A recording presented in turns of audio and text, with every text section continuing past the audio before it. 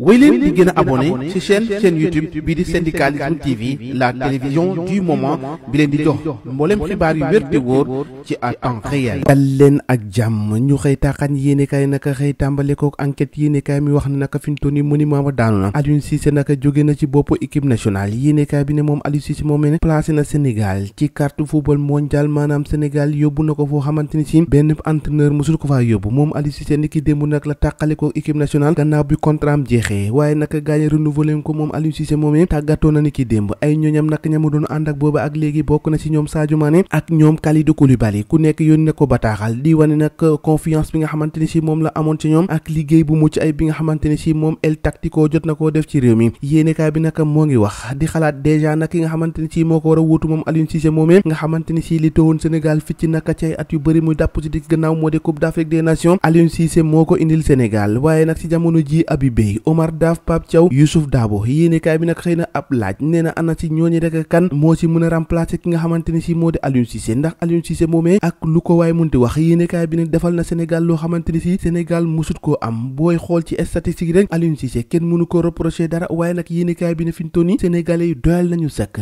doyal nañu loolee tax nag moom dem na léegi kay ana kan rek moo war a jiite équipe nationale bu fexe ba yóbbu Sénégal ku sori fi nga xamante ni si yeggoon na fa moo di indil ñu Coupe d'Afrique des Nations nation bi ak ña ko jiite di Ousmane Sonko ak Diomaye enquête yéenekaay ne nouveau régime yi ak arrestation yu bëri yi nga xamante ni jamono ji daanaka booy xool ab ndëgg sërëx dëggantaan nag moo lalu ci délit d'opinion boobu ndax ci jamono ji nga xamante ni si nguur gi fi nekkoon looloo ko fi jëlee moom régime bu bees bi daanaka soobu na ci arrestation yi di ndax ku ne ñiit rek ñu dal dee jàpp kap nag moo ngay dénoncer liberté d'expression boobu xamante ni si jamono ji ñu ngi koy tàmbale di salfaañe maître Soumaré nee na arrestation Cheikh Yérim Seck ak Bougane Gueye Dany looy wax te waxoo politique moo si dal dee laxasu waxoo dara yéenekaay bi ne lañ leen di toppee mooy diffusion de fausse nouvelle nag ak diffamation yéenekaay bi ne retour de parquet ngir Cheikh Yérim Seck Bougane Gueye nag boo moytul alxames ji lañ koy defeere kap moo ngay dénoncer ab atteinte de la liberté d'expression waaye itam naka liberté de presse l'opinion moom fi ñu toll nii moom opposition bi la ñuy woote moo di ab mobilisation taxaw temb naka géeteru ndax xam nañ ne fa ñu jëm ak ñi ñaxtu fa sax ndax ku sëqat rek ñu ne la ciix yóbbu te demaguñu fenn te loolee lañ doon bañ ci nguur gi naka ji jamono ji loolee la ñu tàmbali te loolee moom bu naree wéy réew mi dina buujoo lool